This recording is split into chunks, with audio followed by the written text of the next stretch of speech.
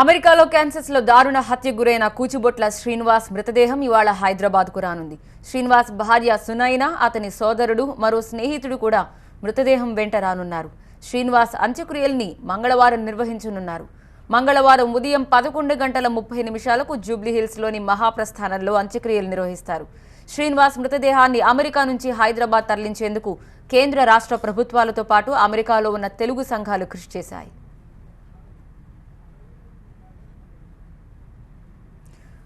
అమెరికన్లదే అగ్రరాజ్యం అంటూ mental Trump ఇచ్చిన పిలుపు తెలుగు వాళ్లకి శాపంగా మారింది. ట్రంప్ ప్రసంగాలతో విద్వేషకారులు రెచ్చిపోతున్నారు.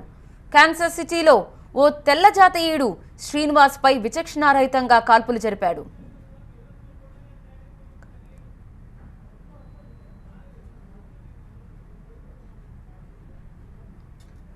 హైదరాబాద్కు చెందిన కూచిబొట్ల శ్రీనివాస్, అలోక్ మాడసాని కాన్సస్లోని ఒలాథేలో ఉన్న ఏవియేషన్ సిస్టమ్స్ ఇంజనీరింగ్ అనే సంస్థలో పనిచేస్తున్నారు. అయితే 5 రోజుల క్రితం వీరిద్దరూ ఒక బార్కి వెళ్లారు.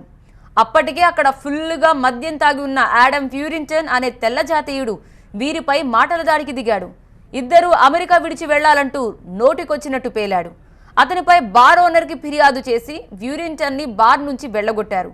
అయితే వీరిపై కసి పెంచుకున్న ఫ్యూరింటన్ ఇంటికెళ్లి రివాల్వర్ తీసుకొచ్చి బార్లో ఉన్న శ్రీనివాస్, అలోక్ పై కాల్పులు జరిపాడు. దీన్ని అడ్డుకునేందుకు ప్రయత్నించిన మరో అమెరికన్ ఇయాన్ గ్రిలాట్ పై కూడా కాల్పులు జరిపాడు దుండగుడు.